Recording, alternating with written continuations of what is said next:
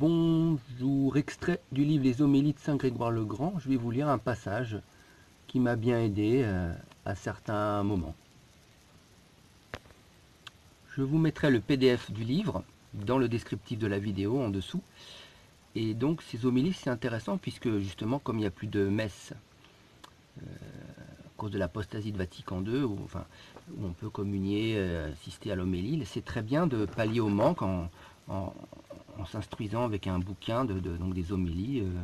Le dimanche, ça remplace l'homélie du prêtre qui n'est plus là.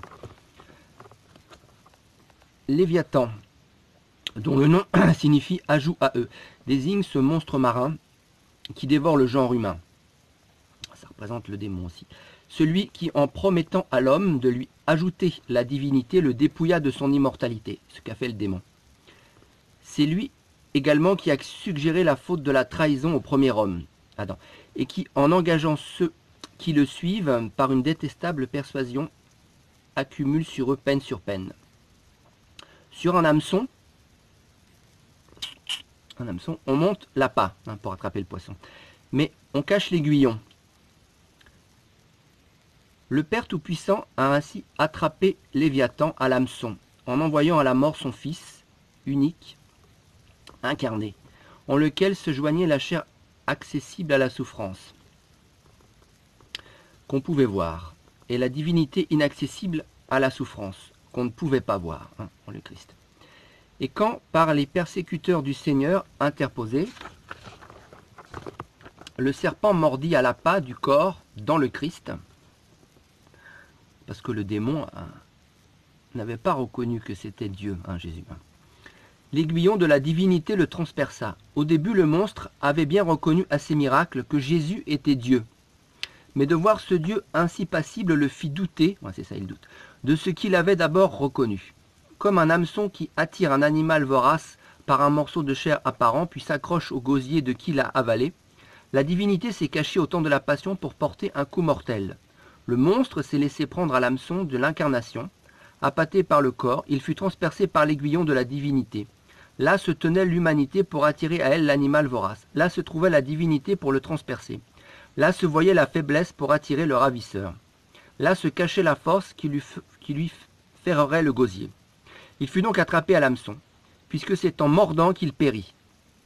Il perdit les mortels qui lui appartenaient en droit, pour avoir osé exiger la mort d'un immortel sur qui il n'avait aucun droit. Je continue un peu plus loin. Chaque jour, des pécheurs reviennent à la vie. Chaque jour, ils sont arrachés de sa gueule par la main du Rédempteur. Aussi, est-ce à juste titre que la voix du Seigneur demande encore au bienheureux Job. Lui perforeras-tu la mâchoire avec un anneau? Un anneau encercle et resserre sur ce sur quoi on le referme. Que désigne donc cet anneau, sinon la divine miséricorde qui nous enveloppe?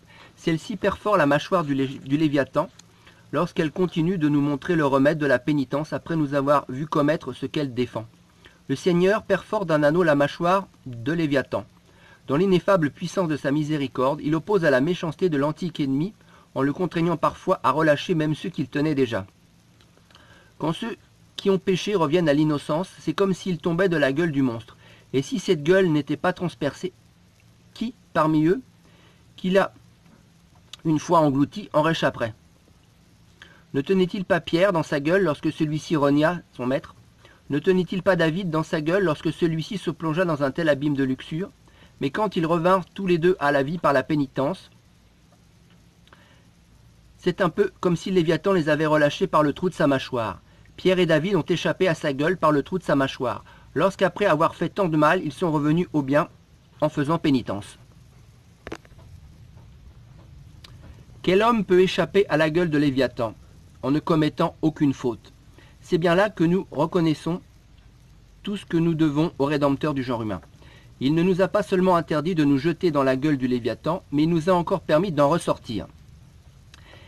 Il n'a pas enlevé l'espérance aux pécheurs, car il a troué la mâchoire du monstre, ça c'est très important, pour y laisser une voie d'évasion. Ainsi, l'imprudent, qui n'a pas voulu prendre par avance les précautions lui évitant d'être mordu, peut du moins s'échapper après la morsure.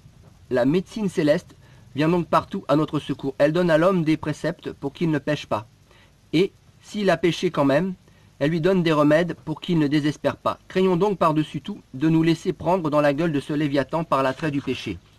Et cependant, si nous y sommes pris, ne désespérons pas. Si nous pleurons bien tous nos péchés, nous retrouverons encore dans sa mâchoire une ouverture pour nous évader. Donc, le résumé, vous avez la gueule du Léviathan. Si vous péchez, le démon vous attrape, vous ne pouvez pas sortir. Le Christ, parce qu'il a fait la croix, la rédemption, il a chopé le démon qui a mordu, hop, au Christ, et il a fait un trou dans la gueule du Léviathan. Voilà. Quand vous êtes pécheur, par la contrition parfaite, comme union spirituelle, regret de nos péchés, si vous avez le malheur de pécher, le démon vous attrape, mais vous pouvez sortir par le trou que le Christ a